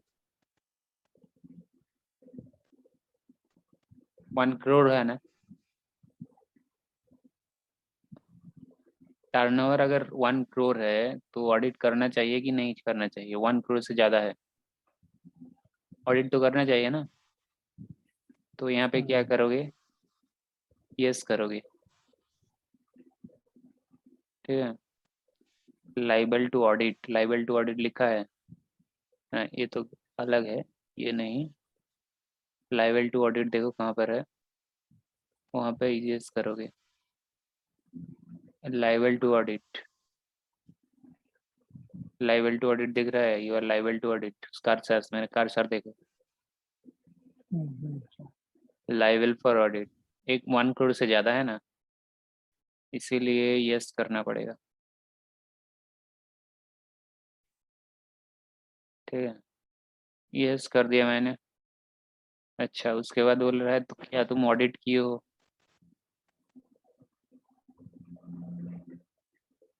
क्या करोगे, यस करोगे? हाँ, किए हैं। किसने किया है? डेट क्या है जो रिटर्न ऑडिट रिपोर्ट सबमिट किए, उसके लिए डेट क्या है? मेरा यहाँ पे गिवन है, ये बुद्धदेव ये बुक में है। तुम आईटीआई 3 बोलकर किशन कुमार, वहाँ पे जाओगे मिल सर जाएगा। देखो, यहाँ पे देखो ऑडिटर कौन है, ऑडिटर कौन है बोला गया है, पल्लव मुखर्जी है ना। तो हाँ, डेट और ऑडिट रिपोर्ट का डेट क्या है? ऑडिट रिपोर्ट 30 अगस्त 19, 30 अगस्त हाँ,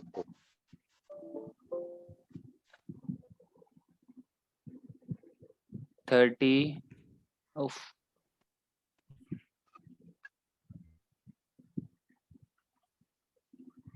ऑडिट रिपोर्ट का डेट है 30, ये काम नहीं कर रहा है।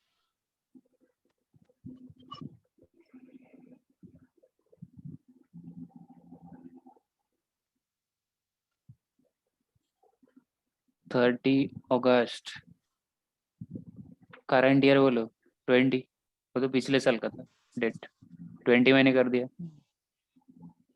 अच्छा, कौन ऑडिटर साइन किया है, उसका नाम क्या है? पल्लव मुखर्जी। मुखर्जी। ये मैं कहाँ डाल रहा हूँ, यहाँ ये मैं जनरल में डाल रहा हूँ, जनरल, तो जो फर्स्ट पेज था ना, फर्स्ट सेट, उसमें डाल हाँ, रहा हूँ, उसमें देना पड़ता है ऑडिटर कौन है। अच्छा, उसके बाद मेंबरशिप नंबर है क्या ऑडिटर का? तो ऑडिटर का पूरा डिटेल्स फिलअप हो गया है, Dipankar Nandi, membership number, auditor का फॉर्म नंबर, पैन नंबर, पूरा पूरा डिटेल्स फिलअप हो गया है। और इधर कुछ करने की ज़रूरत नहीं है। इसके बाद क्या करना पड़ेगा, बैंक अकाउंट डिटेल्स डालना पड़ेगा। बैंक अकाउंट डिटेल्स कहाँ मिलेगा, कौन सा हेड में मिलेगा? बैंक अकाउंट डिटेल्स मिल जाएगा टीटीआई शेड्यूल में। किधर मिल जाएगा? टीटीआई में। टीटीआई, टीटीआई कहाँ पर लिखा है देखो, टीटीआई इधर देखो, 3 डॉट दिख रहा है लेफ्ट हैंड साइड, लेफ्ट नहीं, right hand side, right hand side bottom में 3 डॉट दिख रहा है, ठीक है। प्लस साइन से पहले 3 डॉट दिख रहा था, हाँ सर। उसमें क्लिक करोगे तो जितना उधर सीट है दिखा देगा। टीटीआई में आ गया है कि नहीं आया है? टीआई टीटीआई, ठीक है। टीआई टीटीआई में यहाँ पे बैंक को बैंक अकाउंट डिटेल्स डालना पड़ेगा। इधर देखो, पॉइंट नंबर 13 में लिखा है आईएफएस कोड,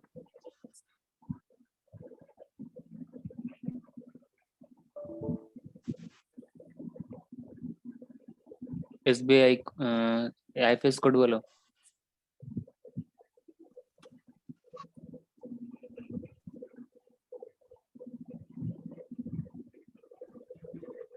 अकाउंट नंबर बोलो।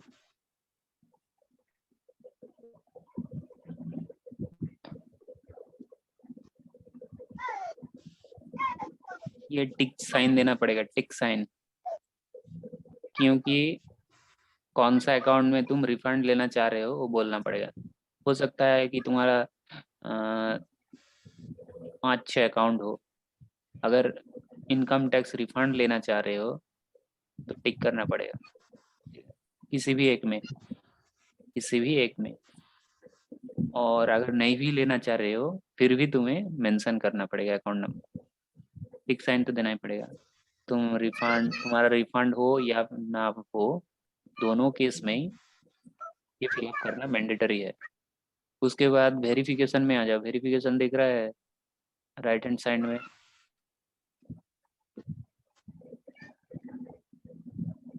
वेरिफिकेशन में आधार का नाम लिखना पड़ेगा।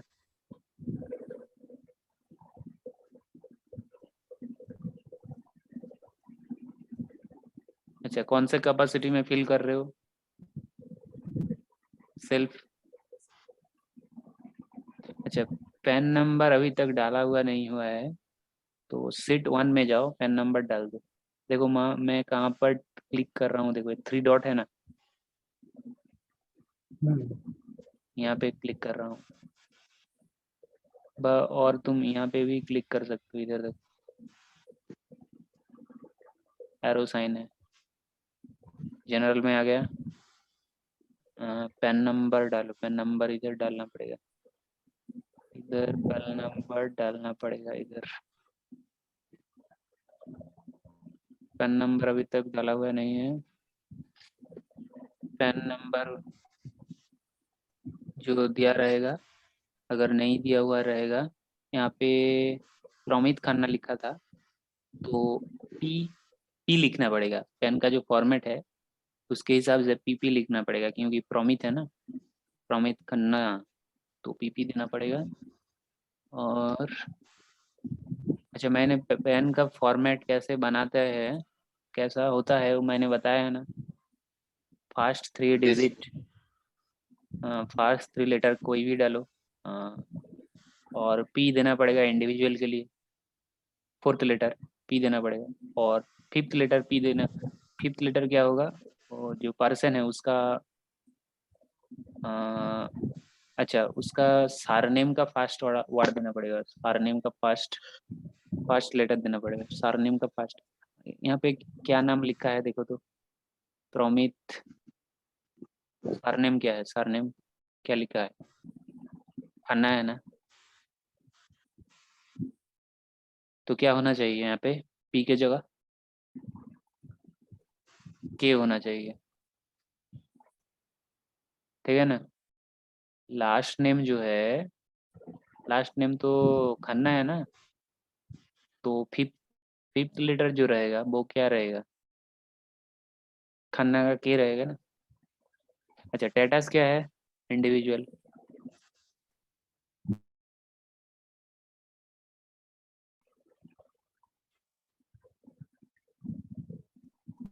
अगर तुम बुक के हिसाब से करोगे तो क्या फिलअप कर देना चाहिए प्रमित खन्ना की जगह,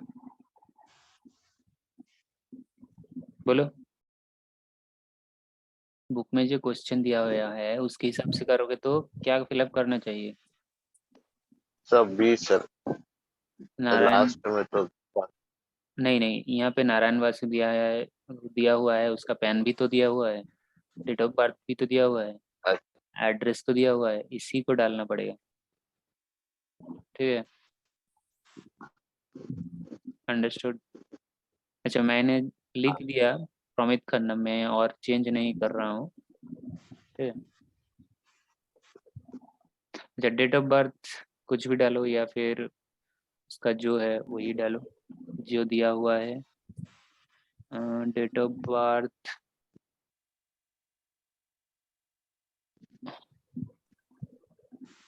1986 डालो और कुछ भी। अच्छा, पिन कोड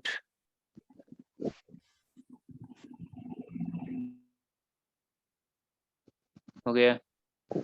तो इसके बाद क्या करना पड़ेगा, सब कुछ डालने के बाद वेरिफिकेशन पार्ट में जाओ, थोड़ा वेरिफिकेशन पार्ट में जाओ।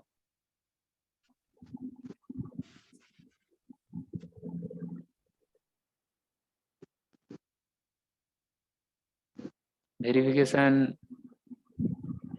इधर है, वेरिफिकेशन इधर पेन नंबर आ गया है, डेट भी आ गया है, ठीक है।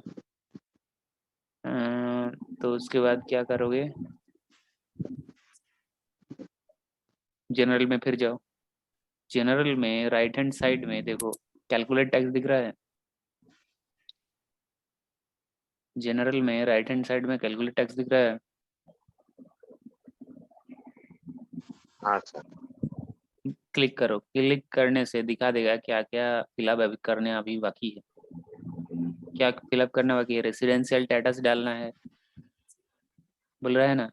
जनरल में रेसिडेंशियल स्टेटस अभी तक नहीं डाले हो बोल रहा है, तो डाल दो। जनरल में रेसिडेंशियल स्टेटस कहाँ है, वो कैलकुलेट टैक्स करने नहीं देगा जब तक तुम सब कुछ नहीं सही से फिलअप करते हैं। यहाँ पे देखो रेसिडेंशियल स्टेटस है, कंडीशन फॉर रेसिडेंशियल स्टेटस। क्या करोगे, 182 डेज रेसिडेंशियल स्टेटस पढ़ाई किए हो ना। हाँ दोनों ऑप्शन है, फर्स्ट ऑप्शन सिलेक्ट कर लो। अच्छा फिर कैलकुलेट टैक्स करो, क्या दिखाता है देखो,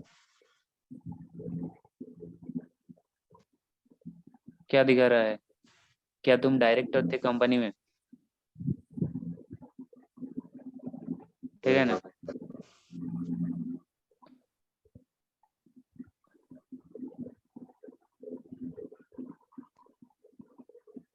क्या तुम कंपनी में डायरेक्टर थे, कहाँ पर है, नो करो। क्या तुम पार्टनरशिप फर्म में पार्टनर थे, नो करो, ठीक है, दोनों नो कर दिए। फिर कैलकुलेट टैक्स में जाओ। अब क्या दिखा रहा है, whether you have unlisted share, क्या तुम शेयर होल्ड किए हो अनलिस्टेड शेयर। अनलिस्टेड शेयर यहीं पे मिल जाएंगे, जनरल में ही है नीचे, ये देखो। क्या तुम अनलिस्टेड शेयर होल्ड किए हो, नो कर दो। अनलिस्टेड शेयर मतलब जो शेयर लिस्टेड नहीं हो, अनलिस्टेड कंपनी का शेयर खरीदे हो क्या। फिर जनरल में कैलकुलेट टैक्स में जाओ, और दिखाएगा क्या क्या है अभी फिलअप करना। अच्छा ड्रॉप डाउन सिलेक्ट करना पड़ेगा पार्ट बी टीटीआई में, टीटीआई में जाओ। टीटीआई आ गया है।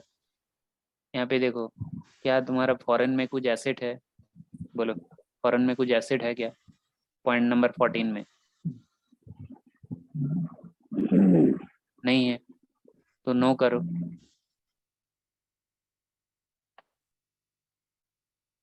सिलेक्ट कर दिया, फिर जाओ जनरल में। वो जो जितने बार तुम कैलकुलेट टैक्स करोगे वो दिखा देगा कहाँ क्या करना है। इस बार कहाँ जाना पड़ेगा, सीट 80D में, सीट 80D में जाओ। सीट 80D में ऑटोमेटिक आ गया है, ठीक है, फॉरवर्ड हो गया है। तो यहाँ पे क्या करना है, अच्छा 80D में किसके लिए है बोलो। 80D है अगर तुम मेडिक्लेम इंश्योरेंस पे करते हो उसके लिए है, मेडिक्लेम इंश्योरेंस अगर पे करते हो। अच्छा क्वेश्चन में कुछ बोला है क्या, मेडिक्लेम इंश्योरेंस पे किया है, मेडिक्लेम इंश्योरेंस मतलब हेल्थ इंश्योरेंस, कहीं पर बोला गया है। यहाँ पे जो नारायण कुमार बासु है, नारायण कुमार बासु है, मैंने वहाँ पे प्रमित खन्ना की है, तुमने नाम चेंज कर दोगे तो सही हो जाएगा, और कुछ नहीं। तो नारायण कुमार जो बासी है इसके लिए कहीं पे मेडिक्लेम इंश्योरेंस है क्या, नहीं है ना। उसने कहीं हेल्थ इंश्योरेंस पे किए है, बोलो, बोला गया है। अगर हेल्थ इंश्योरेंस उसने नहीं पे किए है, क्या वो क्लेम कर पाएगा, क्या वो डिडक्शन क्लेम कर पाएगा, नो। Not claiming. किसी के लिए वो किसी के लिए क्लेम नहीं कर पाएगा, खुद के लिए या फिर पेरेंट के लिए।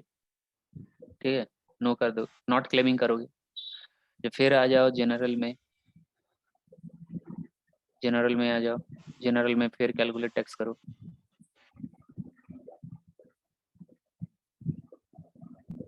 इस बार कुछ दिखाया क्या? इस बार कुछ दिखाया क्या? नहीं दिखाया, मतलब क्या हो गया है? मतलब हाँ, कैलकुलेशन हो गया है।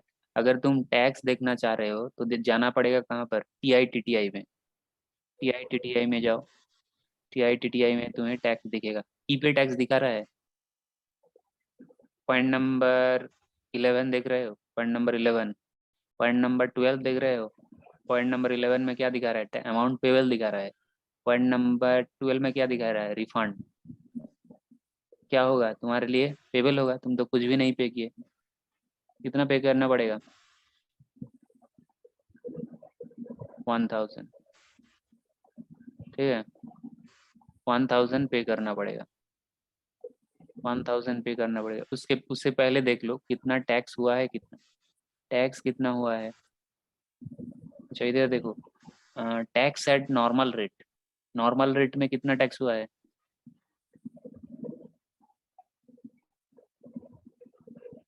कितना?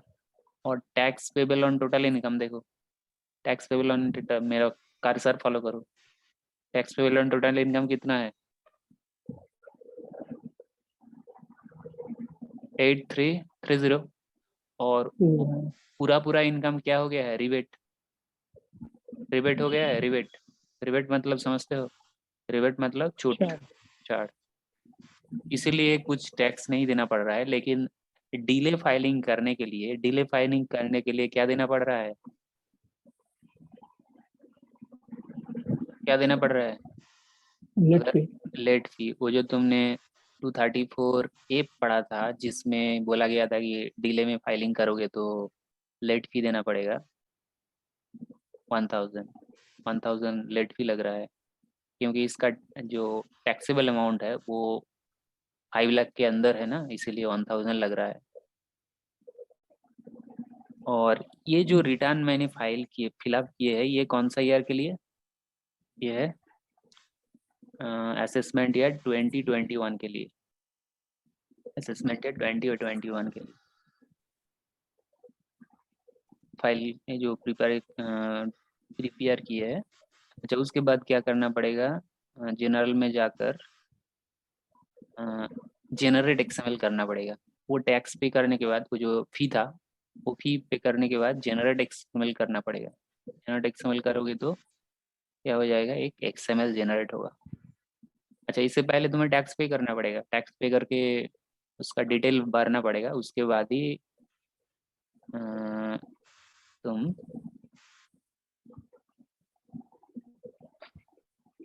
अच्छा तो जनरल में आ जाओ। जनरेट करने से पहले, XML जनरेट करने से पहले क्या करना होगा? फिर रिफ्रेश कर लेना होगा, इसीलिए मैंने कैलकुलेट टैक्स बटन क्लिक किए, फिर रिफ्रेश हो गया है। इस बार जनरेट करो, जनरेट हो जाना चाहिए। ओके करो, ओके करो, ओके करो। सेव XML दिखा रहा है, सेव XML दिखा रहा है।